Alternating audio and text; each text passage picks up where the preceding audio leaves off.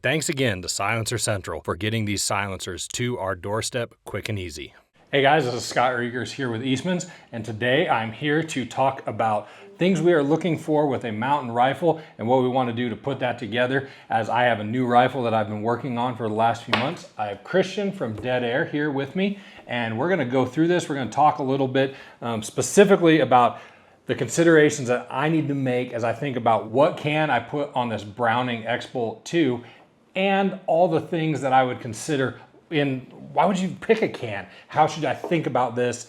Christian, walk me through some of the things I should consider when, looking at this rifle in particular, or even say a shorter barreled rifle, and what you would consider when what can I would put on it.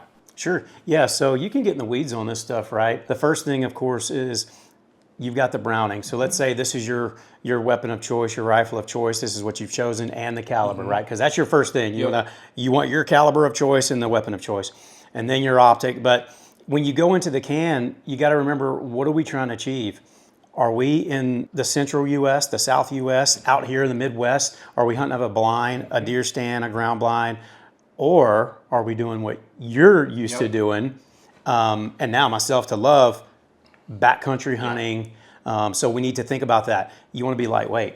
That's what you're trying to achieve, is the best package, right? This is a system. It's a package. The best package and the lightest that you can go, because look, ounces is pounds, pounds is pain, right? Especially whenever you're packing out a big bull or a big mule deer or whitetail, whatever it may be. You've got to pack everything back out as well. So what we do is, for Dead Air, we've come up with a way, which a lot of people in the industry, but for us, we're 3D printing our cans out of titanium. Okay. So super lightweight, but they're all one piece and they're super strong. So when you get in the backcountry, you have to take that shot, that you've got very good quality stuff, again, lightweight, so you don't have to worry about this on the pack out, right? So you really want to make sure that the whole system is what you want. And there's a couple of different things too. So you want to look at length. So if I'm going to pack in the backcountry, or like you, for this rifle, I definitely wouldn't go with our longer version of the titanium, the LTI, because it is longer. It's only a couple more ounces, but whenever you're walking under trees and canyons and stuff, and if you've got another pack on your back, an inch and a half or 2 inches may make a difference in the way you pack stuff out. So I would go with the shorter 6.5 inch can, which still does a great job. You're going to get great sound performance. You don't have to wear hearing protection, right? You're not notifying all the animals in the area, and the performance is still great. So I think the whole package is going to be length and weight. Okay, so we've hit the mountain rifle. So let's say, what about somebody in the Southeast? What differences would you look at for a rifle? That rifle and can combo there. Sure. Yeah. So what I'm going to look at too is, who's the hunter? Is it your child that's 10 years old and you don't want that loud boom? Do they have to pack the gun? Do you have to pack the gun? And also, where are you sitting? Again, is it a ground blind? Are you going to be on a tripod? Are you going to have to hold it just on a shooting stick? Are you in a box blind or in a ladder, elevated? That's something you have to consider, because again, you want that lightweight, but we have other silencers out there that are stainless steel that do a great job. They're a couple $100 cheaper in some instances too, but they do a great job. But again, you're putting on those ounces on the rifle. And you also have to think about that when you take your shots. You need to make sure to re-zero. When you put you zero your rifle, put the silencer on it, make sure you re-zero to the silencer, right? Because this is harmonics. This is a system, again, because you can see a very minute, when we were shooting, it was only an inch, but when you go from a short to a long can, again, it's harmonics on the rifle. So you have to make sure to do that. But somebody in the South, the Southeast, I would say almost the same thing. Go with that lightweight titanium can, unless you're going to shoot on a tripod or a box blind, where you're not going to have to worry about packing it, and weight is not the issue, right? So you have a couple different areas you can go to and options. So what is, when you think about stainless versus titanium, what are the advantages of each and what are disadvantages? Let's really walk through that. Let's get into the weeds a little bit with that. That's a good question, because again, we have the Nomad 30 and the Nomad L, which are stainless, and then we have the TIXC and the LTIXC. The differences are what it's made of: stainless, titanium. Titanium, it's going to do the exact same thing on sound performance. It's just way lighter. We're just trying to get that ultimate hunting can. That's what these are for. Now, there are some differences in performance and what you can do. The stainless side, you can run them hard. You can put it on an AR platform, a gas gun like we did, and we were shooting hardcore, a mag out of it, change the mag and do it again, right? The stainless steel can will take that because of just what it's made for, because of the heat toleration, right? Then you go to a titanium can. Will it handle it? It will handle it, but it's not good for the silencer for long term, right? Because that blast chamber, it will erode that after a while if you do mag dump after mag dump or full auto. That's just not what they're made for. This is a bolt gun hunting rifle, or I even use it for thermal hunting on an AR platform. A couple shots here or there, 5, 10, 15 rounds, it's perfect. So you need to understand, again, what is the use for it. So stainless, you can beat it up, you can run it hard. Titanium, give it more love, bolt action use, or some light AR platform. So we've got the e-brake sitting right here. How much modularity is built into Dead Air specifically system? So what we did, we want to play well with everyone. So this is a rifle series. It replaces your end cap of the silencer. So if you look at the end cap, you just take that off, replace it with the e-brake and put your cap on here. And what it does, it actually expels the gas and air really slow.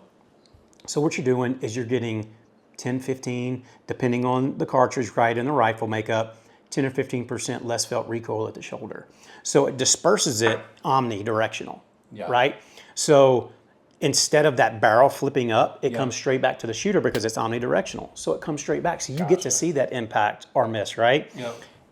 But now you can bump up a first-time shooter, a female shooter, a child, in a better caliber to take larger game ethically. You're taking the recoil out. So it makes it more enjoyable to shoot those large calibers, right? Now, the silencer's already taken, again, anywhere from 25 to 40% of the recoil out, and you add this, I mean, that's over half the recoil out of it. When you're thinking out west, again, since most of our subscribers to our YouTube channel are Western hunters, any other considerations we should take into before we wrap up this conversation about rifles? Yeah, I would research, you know, in your area, if you can or cannot use in your states. If we're talking about West, you're good to go for the Western states. But I would make sure that it's a good silencer, of course, for Dead Air for us, top quality. But there's other manufacturers out there that other people use, and that's great. But for us, just do a little research and go into also the mounting options, because you can mount this thing direct thread, or we use the Zeno mounting system, so you can go rifle to rifle. So research that stuff so you kind of have an understanding. Give us a call, you know, look on the website, but ask other people that have hunted with them, and go to some range days, because there's range days throughout the whole U.S. that we put on that you can actually shoot this for free, right? That's the best way, because I can talk all day about a gun and it's pretty and it feels good and it's nice and all that.